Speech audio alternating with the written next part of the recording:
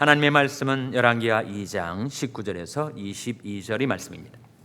그 성 사람들이 엘리사에게 고하되 우리 주께서 보시는 바와 같이 이 성읍이 터는 아름다우나 물이 좋지 못하므로 토산이 익지 못하고 떨어지나이다.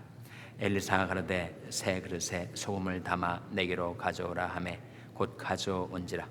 엘리사가 물 근원으로 나아가서 소금을 그 가운데 던지며 가로되 여호와의 말씀이 내가 이 물을 고쳤으니 이로조차 다시는 죽음이나 토산이 익지 못하고 떨어짐이 없을지니라 하셨느니라 하니 그 물이 엘리사의 말과 같이 고쳐져서 오늘날에 이르렀더라.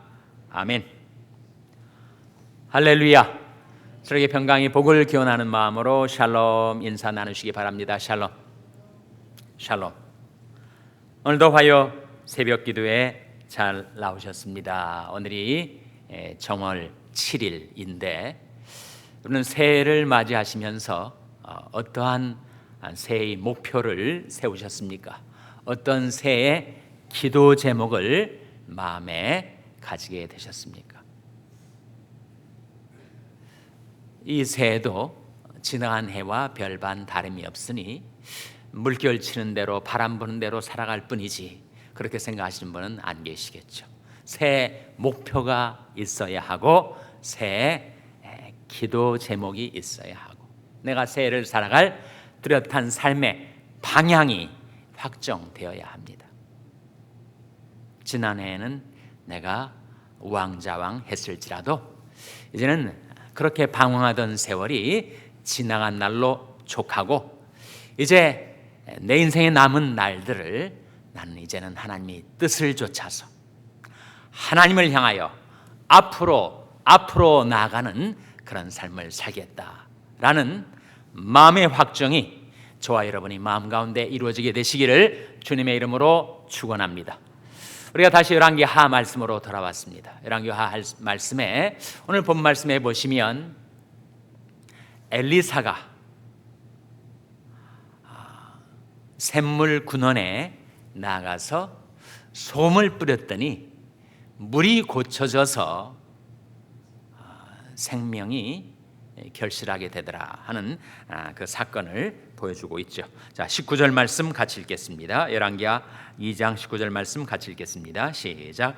그 성 사람들이 엘리사에게 고하되 우리 주께서 보시는 바와 같이 성읍이 터는 아름다우나 물이 좋지 못하므로 토산이 익지 못하고 떨어지나이다. 성 사람들이 엘리사에게 자기들의 어려운 형편 사정을 고한 것입니다. 보시는 바와 같이 이 성읍의 터는 아름다우나 성읍의 터는 아름다우나 무엇이 좋지 못했다고요? 물이 좋지 못한 거예요. 외관은 그럴듯한데 물이 좋지 못하니 토산이 익지 못하고 떨어지나이다. 물이 안 좋으면 썩은 물을 뿌리에서 끌어올린 나무가 어떻게 좋은 열매를 맺을 수가 있겠어요? 그러니까 물이 안 좋으니까 열매가 맺질 못하고 결실을 맺지 못하고 토산이 좋지 못하였다. 그래서 토산이 익지 못하고 떨어지나이다. 사정을 그렇게 고했더니 엘리사가 가로되 새 그릇에 소금을 담아 내게로 가져오라. 소금을 담아서 가져오라고 했어요. 그래서 가져오니까 엘리사가 어디로 가는 것입니까? 어디로 갔어요? 물 근원으로 간 것입니다. 근원적인 치료를 하려고 물 근원으로 나아가서 소금을 그 가운데 던지며 가로되 여호와의 말씀이 내가 이 물을 고쳤으니 이로조차 다시는 죽음이나 토산이 익지 못하고 떨어짐이 없을지니라 하셨느니라 하였어요. 그래서 그 썩은 물이 생명을 내지 못하는 썩은 물이 일순간에 고쳐진 것입니다. 그런데 무엇이 그 물을 고친 거죠? 소금이 고친 것입니까? 소금이 고친 것이 아니라 하나님의 말씀의 능력이 그것을 고친 거죠. 하나님께서 사실은 하나님에게서 나오는 능력이 모든 것을 이루시면서도 그 수단 방편을 하나님이 사용하실 때가 있습니다.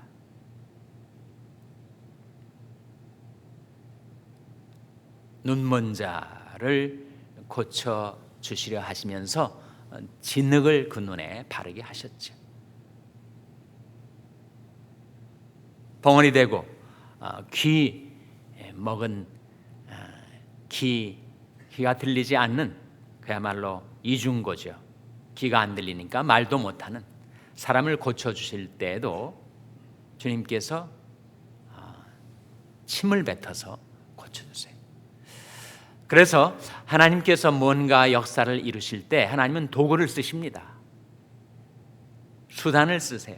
그래서 지금 소금을 쓰셨는데 소금 자체가 능력이 있어서 그 물이 고침을 받은 것이 아니었죠. 다시 한번 21절 말씀을 주목해 보시면 엘리사가 물 근원으로 나가서 소금을 그 가운데 던지며 가로되 여호와의 말씀이 내가 이 물을 고쳤으니. 그러니까 소금이 고친 것이 아니라 소금을 치료의 과정에 쓰시긴 했지만 하나님의 말씀이, 그리고 말씀의 능력이 그 물 근원을 고쳐 놓게 된 것입니다. 물 근원이 고쳐졌으니 이로조차 다시는 죽음이나 토산이 익지 못하고 떨어짐이 없을지니라 라고 하나님의 말씀에 선포가 있게 되자 22절에 그 물이 엘리사의 말과 같이 고쳐져서 오늘날에 이르렀더라. 하나님께서 뭔가 역사를 이루실 때 하나님은 도구를 쓰시지만 그러나 그 역사의 근원은 하나님에게서 나오는 것이고 하나님의 말씀에서 나오는 것이고 하나님의 능력으로 이루어지는 것이다. 그러니까 엘리사의 입을 통해 쏟아져 나온 하나님의 말씀대로 그 물이 고침을 받은 거죠. 대저 여호와의 모든 말씀은 능치 못하심이 없느니라. 예수님 탄생하실 때 천사가 마리아에게 증거한 전달한 말씀입니다. 누가복음 1장 37절 한번 보시기 바랍니다. 누가복음 1장 37절. 누가복음 1장 37절 말씀 우리 찾아서 한번 같이 읽겠습니다. 신약성경 87면입니다.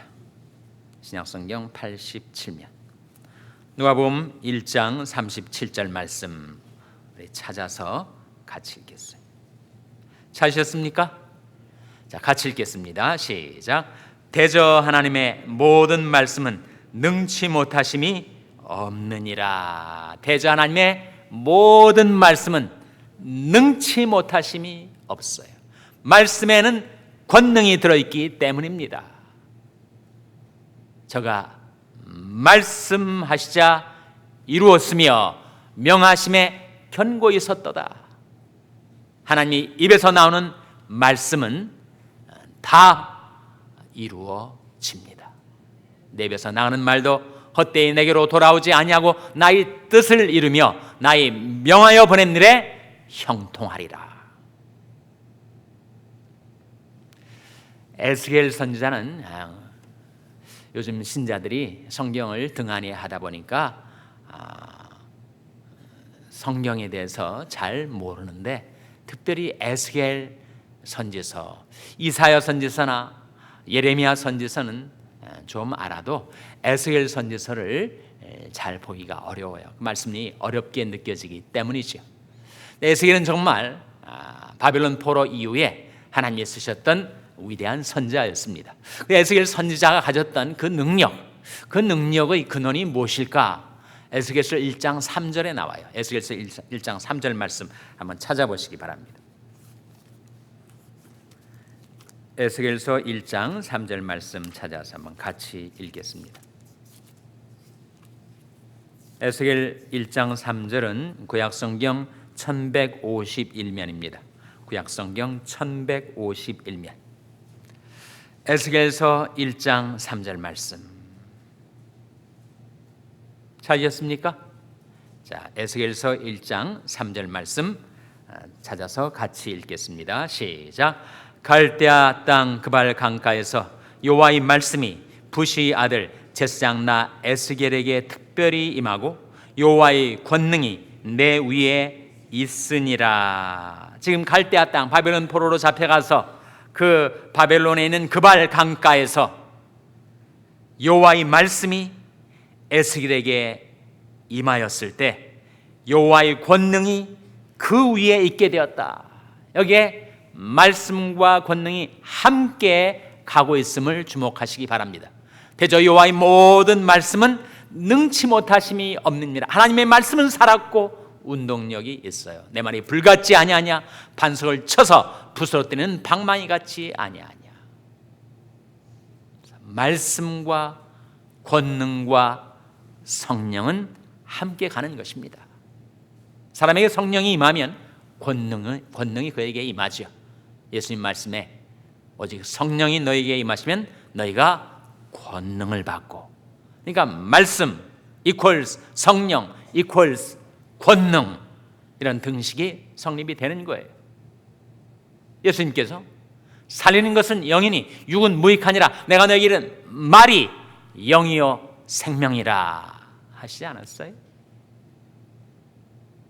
그러니 이 새해 들어서 정말 여러분이 구하실 것이 있는데 그것은 바로 말씀을 구하는 것입니다. 일심으로 전심으로 말씀을 구하며 이 새해를 살아가게 되시기를 바랍니다. 그것은 바로 우리가 하나님의 말씀을 얻으면 우리는 권능을 힘입기 때문이에요.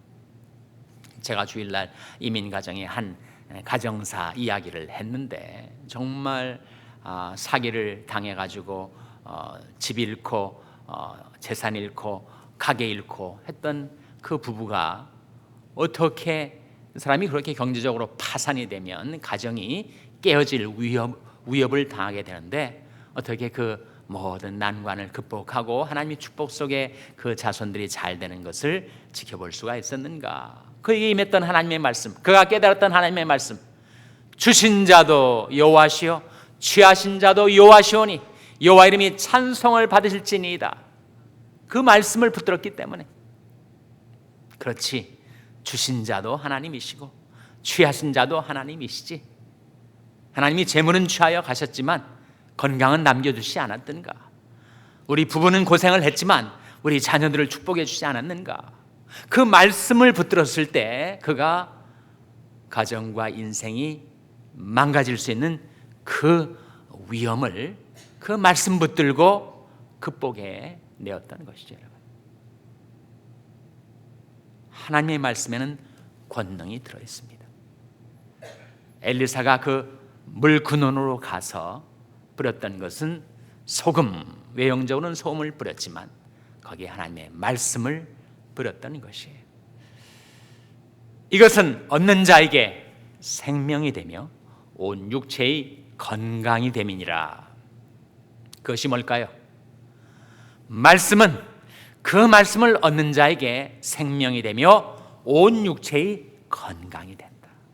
하나님이 말씀이 그 썩은 물에 뿌려졌을 때 그 물이 고침을 받고 생명이 풍성하게 결실을 맺게 된 것처럼 이 새해 우리들이 마음 근원에 하나님의 말씀을 뿌려서 그 말씀은 얻는 자에게 생명이 되고 온 육체의 건강이 되고. 그래서 여러분 새해를 살아가시면서 여러분이 구하실 것이 여러 가지 있겠지만 무엇보다도 하나님의 말씀을 구하세요. 그래야 그 말씀이 내 마음을 지켜주게 되고 사람이 마음에서 생명의 근원이 나오기 때문입니다. 지킬 만한 것보다 더욱 내 마음을 지키라. 생명의 근원이 이에서 남이니라. 사람이 자기 의지력으로 자기 정신력으로 자기 마음을 지켜낼 수가 있습니까? 세상의 온갖 근심, 걱정, 번민, 번뇌, 욕망, 시험, 유혹 이런 것들이 막 내 마음에 쏟아져 들어오고 내 마음을 유린하려 할 때 그 마음이 유린을 당하면 가정도 생업도 다 다 유린을 당합니다. 그러니 그 생명에 근원되는 내 마음을 지켜내야 될 텐데 무엇으로 마음을 지킨다고요? 하나님의 말씀은 그것을 얻는 자에게 생명이 되며 온 육체의 건강이 됨이니라. 주의 법을 사랑하는 자에게는 큰 평안이 있으니 저에게 장애물이 없으리이다. 주의 말씀을 보내어 저희를 고치사 위경에서 건지시는도다. 새해를 살아가는 저와 여러분에게 하나님께서 시시때때로 하나님의 말씀을 보내어 주셔서 세상의 죄악으로 인하여 내 마음이 썩어질 때 거기서 썩은 물이 나오니 모든 삶이 다 그렇게 황폐하게 될 수밖에 없을 때 하나님께서 생명의 말씀을 우리에게 보내셔서 그 말씀으로 우리 마음을 고쳐주시고 우리 샘물 근원을 새롭게 하여 주시고 생명이 약동하고 생명이 결실하는 복된 새해를 살아가게 되시기를 주님의 이름으로 축원합니다. 기도하시겠습니다. 오늘 말씀 기억하며 하나님 은혜로 주신 이 새해를 이 생명의 말씀, 능력의 말씀을 일심으로 전심으로 구하며 살게 하여 주시옵소서. 기도하시기 바랍니다. 우리 자녀들을 위해서 기도할 때 하나님 저희 자녀들이 하나님의 말씀을 보내어 주셔서 저희 자녀들의 마음과 삶을 고쳐주시고 새롭게 하여 주시고 결실하는 새해를 살게 축복해 주시옵소서. 자녀들을 위해서 기도하시기 바랍니다. 병상에 낙한 지체들을 위해서 기도하실 때 주의 말씀을 보내어 죄를 고치사 위경에서 건져 주시옵소서 위하여 기도해 주시기 바랍니다. 우리 샬롬교회를 위해서 기도할 때 하나님 저희 샬롬교회가 전심으로 말씀을 구하고 성령을 구하고 권능을 구하여 행하는 교회가 되게 해달라고 기도해 주시기 바랍니다. 여러분의 생업을 위해서 기도하시고 미국 원주민 선교를 하시는 안명호 목사님을 위해서 기도해 주시기 바랍니다. 하나님 이 아침에 하나님 앞에 나온 저들을 긍휼히 여기사 성령으로 충만케 하여 주시옵소서. 이런 제목들로 우리 합심해서 기도하겠습니다.